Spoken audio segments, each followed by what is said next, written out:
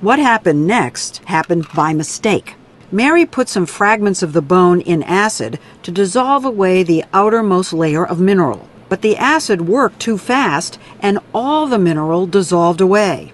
Being a fossil, there should have been nothing left. But there was, and it was elastic, like living tissue. This is the piece. No. She showed us video she took under the microscope. That's really what happened? Yes. That's the dinosaur bone? Without mineral now. That's what was left. It looked like the soft tissue she would have expected to find if it had been modern bone.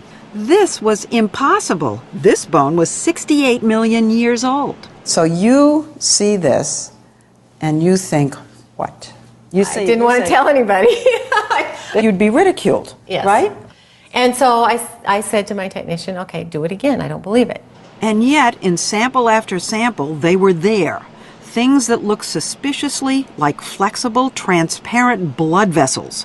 She finally mustered the courage to tell Jack. She said she dissolved the bone away and there were blood vessels. And, I was like shocked. I mean, How could that be? How could that be? That's right. The things Mary was finding inside dinosaur bones, Look at that. blood vessels, and even what seemed to be intact cells, pose a radical challenge to the existing rules of science, that organic material can't possibly survive even 1 million years, let alone 68 million. Mary, Jack, and their team published their B-Rex findings in a series of papers in the journal Science and were promptly attacked.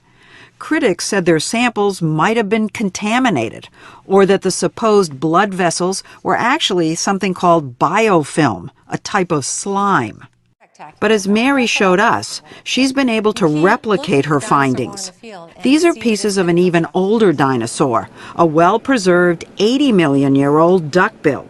When she dissolved it away in acid... Let's put this under the scope here. Well, look. Is that a blood vessel? This is a blood vessel. You're You kidding. see the branches right there? And look at all of them. And it's so consistent over and over and over again. We do this bone and it comes out and I get excited every time.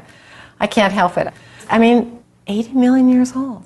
Mary published her new results last year, and while some of her critics have been swayed, the controversy still rages, and the stakes are high.